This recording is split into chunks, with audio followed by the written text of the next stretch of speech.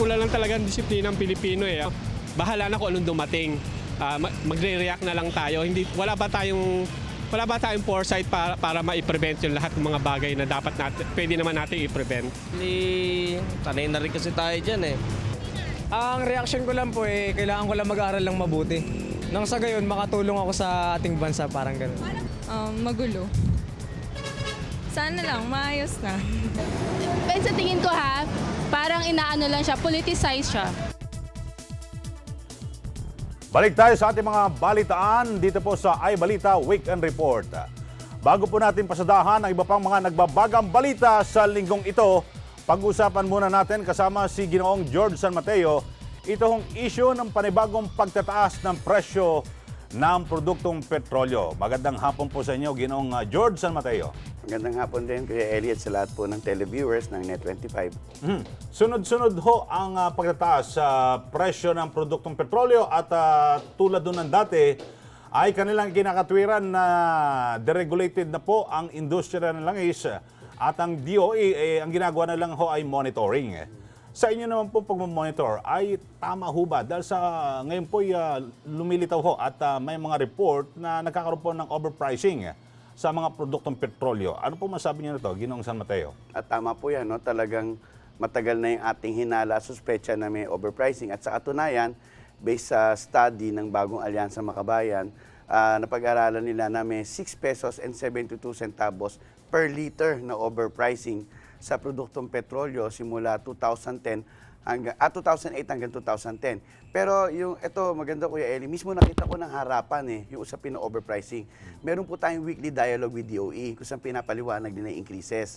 Itong huling increases na piso sa diesel at 75 sa gasolina, pinaliwanag yan sa amin noong Lunes. Nung pinaliwanag yan ni Yusek Layug, actually ang lumalabas doon, 89 centavos. Pero sinasabi ko, kung 89 centavos, bakit lagi nilang nira-round off sa piso? Bino mo, kahit sabihin mong 11 centavos lang malaki yan, malaki. time is millions of liters na binibili sa isang araw, napakalaki amount yan. So, meron pang overpricing sa pagra-round off, doon pa sa pagra-round off sa actual na presyo.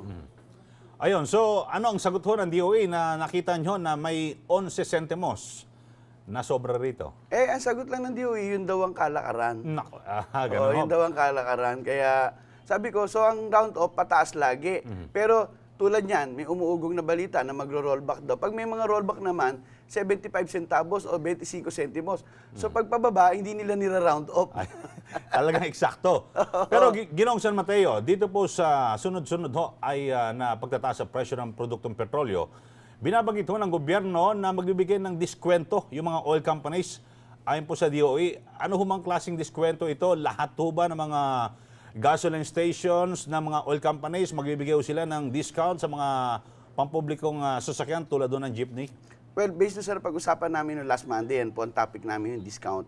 Mapanlin lang po yung discount na sinasabi ng DOE. Dahil bine-base lang po nila doon sa mga current promo ng malalaking oil companies, halimbawa yung Shell, Pepe yung Pepe Pasada, para maka-avail pa kami para maka-avail kami ng discount na yon, kailangan susumitin namin yung bilang ng miyembro namin, yung mga kopya ng prangkisa ng miyembro namin, etc. etc. So nakikita namin, kaya gusto nila yung gano'n na may card type para malimitahan yung maka-avail. Mali-mali yan, dahil kasi dati, Kuya Eli, noong 2005, meron ng discount dati at yung discount dati kahit sa ang gasoline station may PUV lane at hindi ka na hingan ng kahit hindi ka na kailangan magmiyembro, basta dilaw ang plaka mo, may prangkisa ka, automatic pwede kang bigyan ng discount.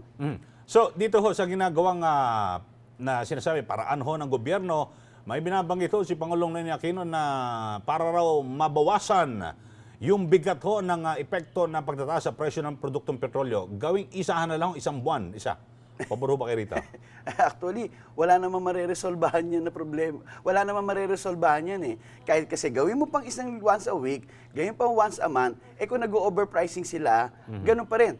So kung nag-overprice sila, baka pagdating sa isang buwan, 5 piso naman yung ipataw nila. Kung iipunin din. Oo. So bali wala. So, ang point lang, mali yung sagot. Hindi po yun ang sagot. Ang sagot po rito, kailangan magkaroon ng regulasyon, hindi yung bilang ng frequency ng taas ang pinag-usapan, pero kailangan may transparency, may regulation sa bawat increase na nais gawin. Yun po ang dapat na gawin. Sa ngayon po, bagong administrasyon, lalo na sa DOE, ay kontento ho ba kayo at sa tingin nyo may direksyon ho ba para mabago at maituwid ho ang landas sa mga pagkakamali tulad ho rito sa overpricing? Well, kung sa bahagi ng DOE, wala tayong aasahan dyan. Talagang sila talaga, nagpa-function lang sila taga-monitor. At to some extent pa, nagpa-function sila bilang apologist no, ng mga malalaking oil company. So itong problema na to, nasa kamay talaga ni Pangulong Noynoy Aquino to. Actually, ang hinahamon namin siya rito, i-amyenda o ibasura yung oil deregulation law at pansamantala maglabas siya ng executive order para mag-moratorium muna sa oil price increases. Naalala ko, nakaraang taon, nagawa ni GMA yan. Kung nagawa ni GMA yun, ba't hindi niya magawa ngayon magkaroon ng price freeze? Sabi niya nasa matuwid na landas tayo.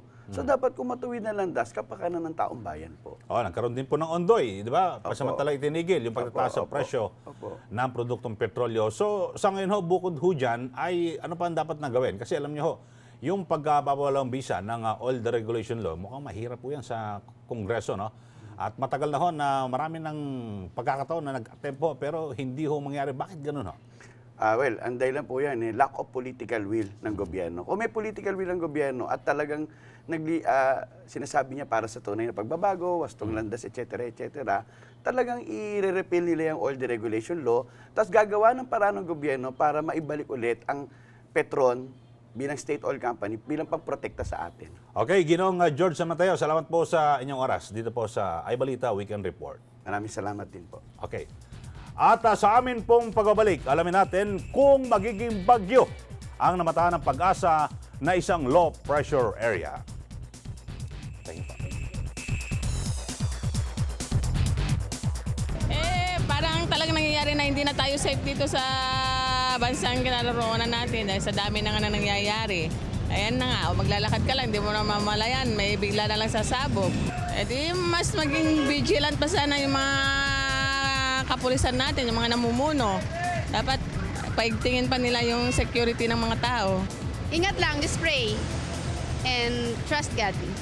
Parang it's a weird things na ganyan nangyari. So kailangan talaga may pagbabago ang dapat gawin sa government natin. Marami na kasi nang nangyayari sa atin. Dapat magkaano na tayo, yung parang magkaisa na ang bawat Pilipino. Ang masasabi ko lang sa kanila, sana tigilan nila kasi wala rin mangyayari tayo. Kami lang mahihirap lang kawawa.